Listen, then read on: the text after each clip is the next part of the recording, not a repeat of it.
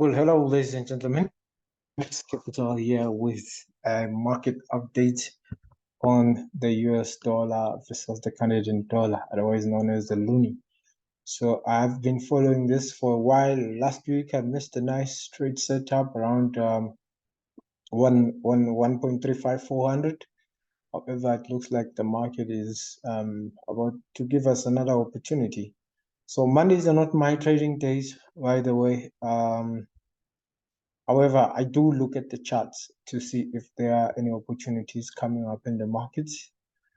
But in terms of executing, I rarely, I think in a year, I only do it probably twice or three times because, you know, Mondays have caused a lot of pain to me over the years. Coming from the previous week with a nice winning streak, only to mess things up on a Monday. So after seeing that happen for a while, I had to change something. Last week we were talking about a trading plan in the Thursday tips meeting that we have every Thursday.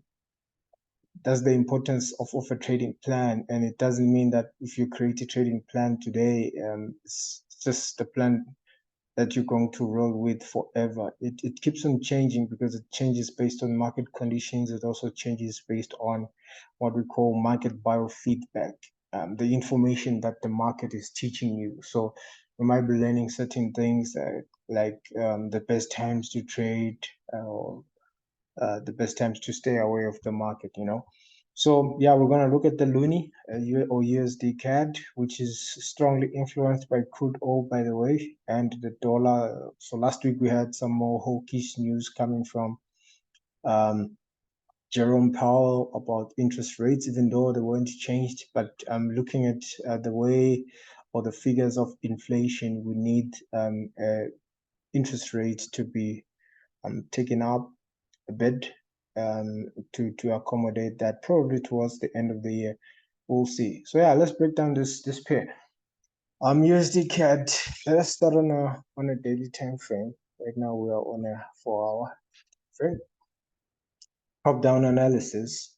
So try to see, try to find the trend in this instance. What I see here is that market really tried to push to the upside, right? Push to the upside, and then what happened? We violated the last higher low. So to me, that's some change of character, and it means something else. It means that this market is no longer going to push strongly to the upside, but rather changing character or coming back to this area of demand, which was not mitigated here. We'll see. Yeah, that's an area of demand. Let me pull this down a bit. So in the grand scheme of things, would expect the market to do this, right?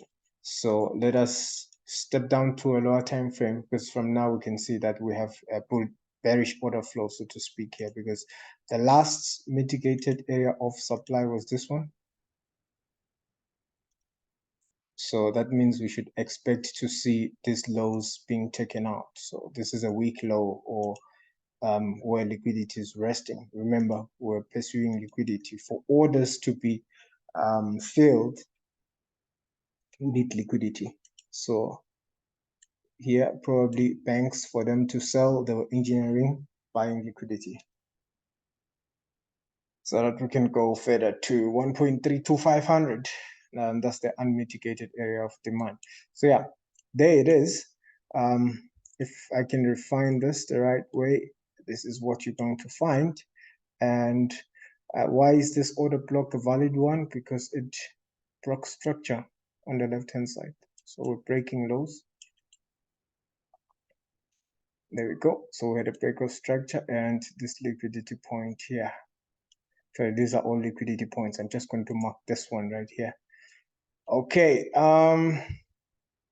Stepping down maybe to a 15-minute time frame, which is the last time frame that we look at.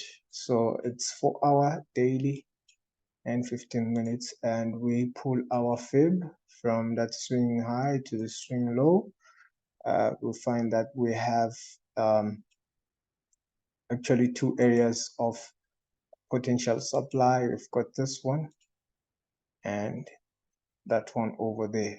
So there's a lesson that you're going to learn from this. Maybe let me go to 30 minutes time frame. The question then becomes, which one are you going to use between the two?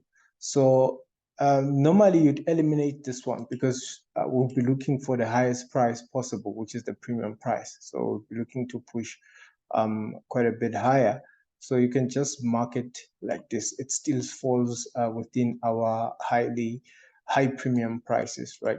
And then what are we anticipating now? We're just expecting price to, sorry about that, grab my tool again. So we're just expecting price to just push to the upside like that.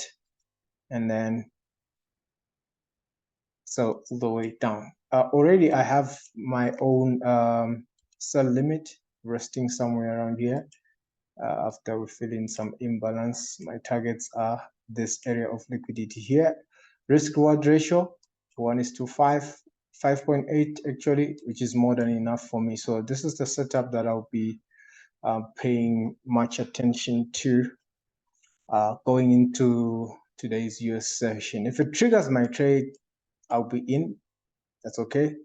If it doesn't, again, I mean, it's part of the game. So yeah, refining that, we can find that look, our risk reward ratio has just went from 5.8 to 6.8. So we added one more R. This. Okay, so this is what we're looking at. I'm quickly going to share this on the daily live stream as well. Yeah, I do pay attention to our daily content. There's something really great that we're preparing with the Raise FX Academy, which is going to help you become a better trader, of course. So also do ask questions. You can send me a DM. There's contacts in the descriptions of this video. If you do not have an account with us, there's a link that's in the description. Okay, you open the account, you get a lot of benefits. You might even get access to our daily live trading room, right? Which is a very private meeting room. All right. With that said, ladies and gentlemen, I think I'll see you tomorrow on the Technicals Tuesdays when I break down, let me say, the whole market for the week ahead. Cheers.